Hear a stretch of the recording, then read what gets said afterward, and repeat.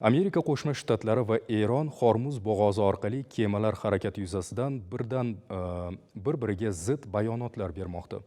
Xitoyning Shanxay shahrida o'tkazilgan sun'iy intellekt bo'yicha jahon konferensiyasi WEIC 2026 doirasida sog'liqni saqlash sohasiga oid eng so'nggi sun'iy intellekt texnologiyalari namoyish etildi. Endi shular haqida batafsil xorij xabarlarida tanishasiz.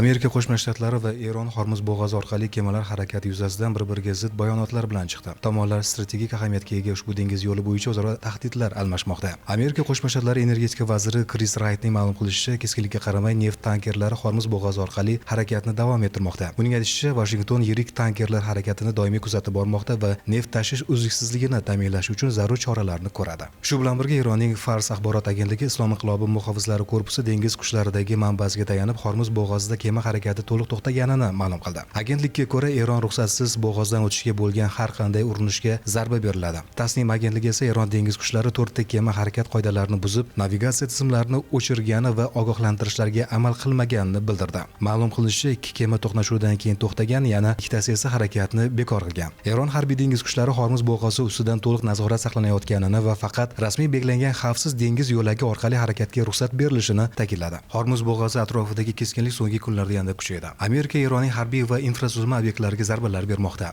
Eron esa mintaqadagi AQSh harbiy obyektlariga raketa va dron hujumlari bilan javob qaytarmoqda.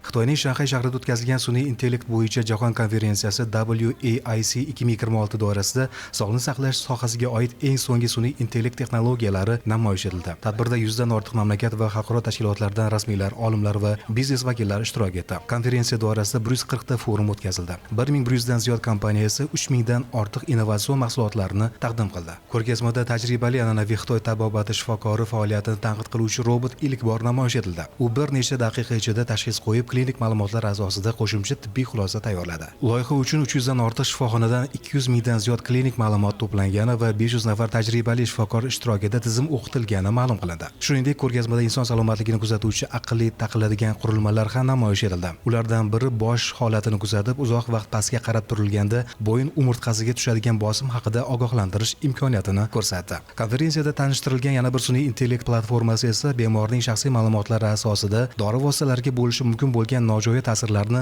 oldindan baholab davolash bo'yicha individual tavsiyalar taqdim etdi. Mutaxassislar bunday texnologiyalar kelgusida tibbiy xizmatlar samaradorligini oshirish va har bir bemor uchun shaxsiylashtirilgan davolash usullarini keng joriy etishga xizmat qilishini ta'kidladilar.